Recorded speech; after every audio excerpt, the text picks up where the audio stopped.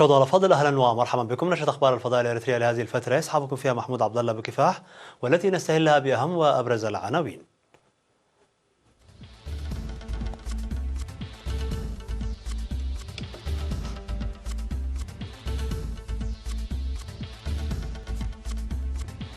استمرار صيانه مجاري الصرف الصحي بالعاصمه اسمره.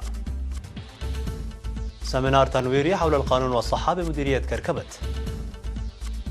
الاريتريون في المهجر ينظمون العديد من الانشطه الوطنيه. مقتل العشرات من بوكو حرام في هجوم بنيجيريا. زعيم كوريا الشماليه يفاجئ العالم بتجربه سلاح تكتيكي جديد. بوينغ تنذر باندلاع حرب تجاريه شامله عبر الاطلسي.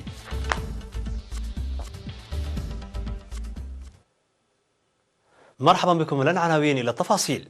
تتواصل أعمال تنظيف وصيانة مجاري الصرف الصحي بوسط مدينة أسمرة وأحياء مايا بشاول وعداقة حموس، والتي كانت تتسبب في قمر الشوارع بالمياه في موسم الأمطار.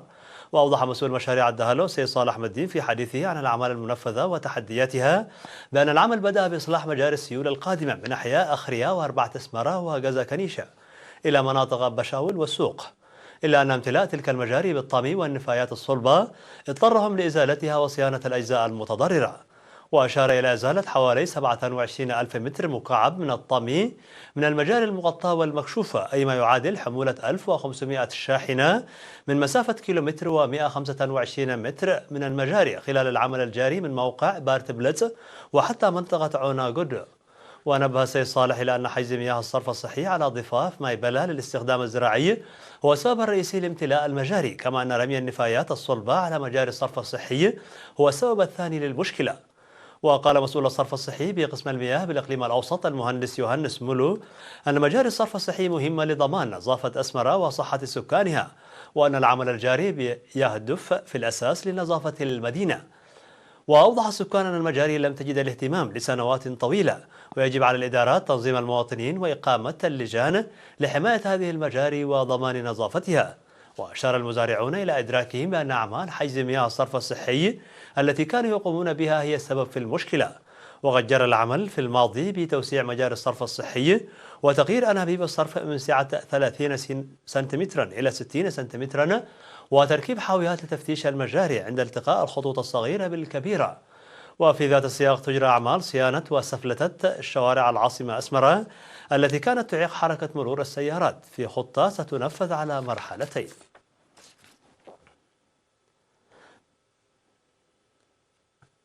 نظم مكتب وزارة الصحة والشرطة والاتحاد الوطني للشباب والطلبة في مديرية كركبس سمينارا تنويريا للطلاب القادمين من ضواحي همبول ويكارع وهمش دبة وأملايت وعسيدنا حول الصحة والقانون. وأوضح مسؤول مكتب وزارة الصحة في المديرية الممرض أسفازجي يوهانس بأن أنشطة التوعية الصحية تنظم باستمرار للطلاب بالتعاون بين وزارتي الصحة والتعليم، مناشدين الطلاب بتعزيز مشاركتهم في مكافحة الأمراض وإصحاح البيئة. وقدم قائد شرطة مديرية كركبة النقيب مبراهت يماني شرحا حول أهداف في القانون ومهام الشرطة، مؤكدا بأن نجاح عمل الشرطة يتحقق بتعاون المواطنين، داعيا الطلاب للابتعاد عن أسباب الجريمة والتعاون بوعي لمكافحتها. من جانبه دعا مسؤول الاتحاد الوطني للشباب والطلبة في المديرية سيد همد محمد علي الطلاب للاستفادة من الفرص المتاحة وتعزيز تأطيرهم، موضحا عن توسيع الدورات التدريبية المهنية التي بدأت هذا العام.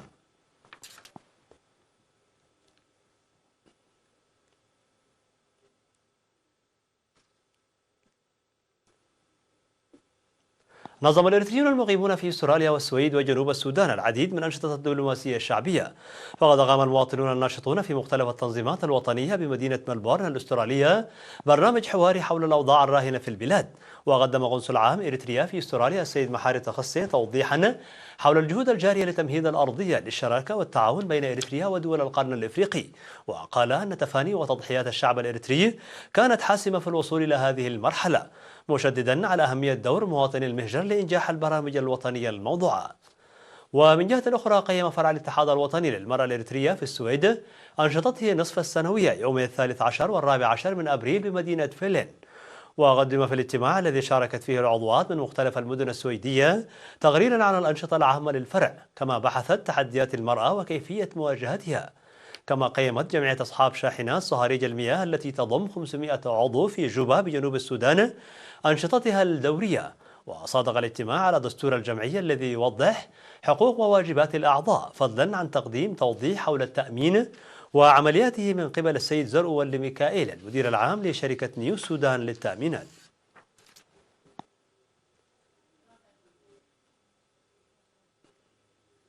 أكد سكان ضاحية أفعايون بمديرية هبرو تحقيق انتشار جيد للخدمات الاجتماعية بفضل عملية تجميع القرى التي بدأت ب4 غرف في الضاحية.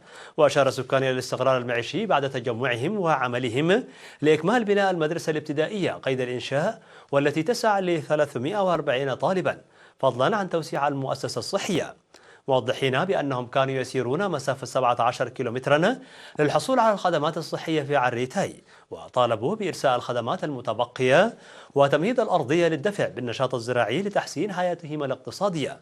وأفاد مساعد التمريض السيد عثمان علي عن تحقيق تطور ملموس في مجال رعاية الأمومة والطفولة، مناشدا بضرورة توفير المستلزمات وحل النواقص لتقديم خدمات صحية فاعلة.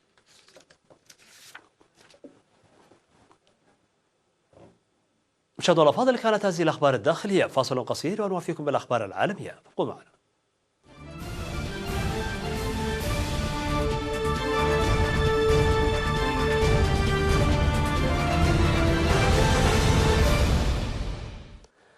على الصعيد العالمي، أعلن المتحدث باسم الجيش النيجيري أن أكثر من 50 مقاتلا من بوكو حرام قتلوا خلال مشاركتهم في هجوم على قوة متعددة الجنسيات في شمال شرق نيجيريا.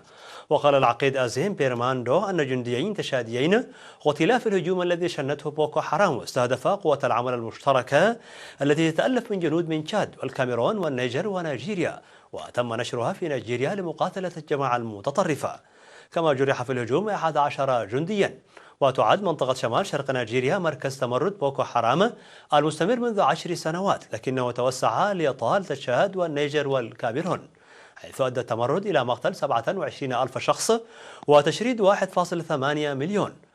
وفي أواخر شهر فبراير دخل أكثر من 500 جندي تشادي نيجيريا لمساعدة الجيش النيجيري في القتال ضد بوكو حرام. وقبل أيام قتل 7 جنود تشاديون في هجوم لبوكو حرام في بلدة بوهاما في تشاد.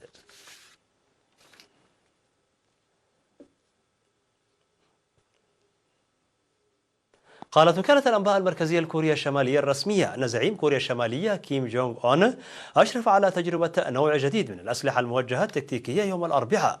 ولم تصف الوكالة على وجه التحديد نوع السلاح، لكن كلمة تكتيكي تشير إلى أسلحة قصيرة المدى في مقابل الصواريخ البالستية بعيدة المدى التي ينظر إليها على أنها تمثل تهديدا للولايات المتحدة.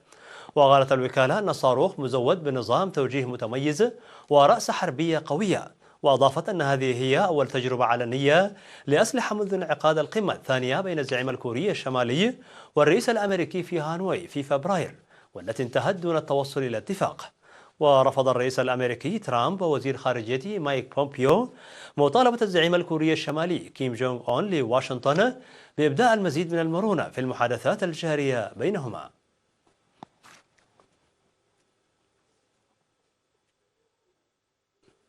بعد الحرب التجارية الأمريكية الصينية بدأت ملامح حرب تجارية جديدة تلوح في الأفق، وهذه المرة عبر المحيط الأطلسي، أي بين أوروبا والولايات المتحدة الأمريكية. فقد كشف الاتحاد الأوروبي عن قائمة واسعة من المنتجات الأمريكية التي قد تخضع للرسوم ردا على الدعم المالي الذي تتلقاه شركة بوينغ. وتتضمن القائمة مجموعة كبيرة وواسعة من المنتجات الأمريكية بدءا من الكاتشاب وانتهاء بقطاع السيارات وفقا لوكالة فرانس بريس. وقالت مفوضة التجارة في الاتحاد الأوروبي سيسيليا مالمستروم في بيان لها أنه يجب أن يكون بمقدور الشركات الأوروبية أن تنافس بشروط منصفة ومتساوية. وتقدر قيمة التدابير التي قد يلجأ إليها الاتحاد الأوروبي بحوالي 12 مليار دولار ضد بوينغ. ويأتي التحرك الأوروبي هذا في أعقاب مطلب أمريكي مشابه بفرض رسوم جمركية على بضائع أوروبية بقيمة 11 مليار دولار كتعويض على الدعم المالي الذي يقدمه الاتحاد الأوروبي لشركة ايرباص. ويعد النزاع الأمريكي الأوروبي حول بوينغ وإيرباص من بين أطول النزاعات التجارية أمام منظمة التجارة العالمية، إذ يتواصل منذ نحو 14 عاما.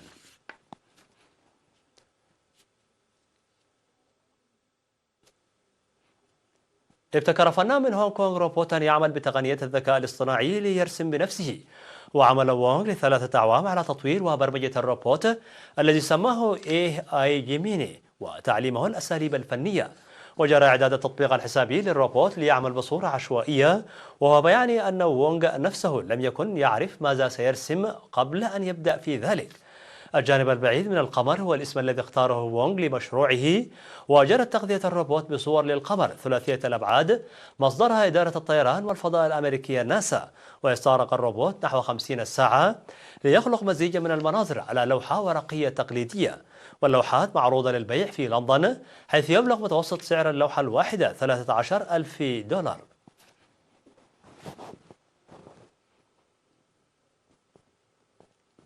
الوحيد في الدقيقة 68. وسيلاقي ليفربول برشلونة في الدور النصف النهائي من البطولة، والذي فاز في مباراة ربع النهائي على مانشستر يونايتد ب3 أهداف دون مقابل. مشاهدينا الأفاضل، بهذا نكون قد وصلنا بكم إلى نهاية النشرة. شكرا على حسن المتابعة، دمتم بألف خير.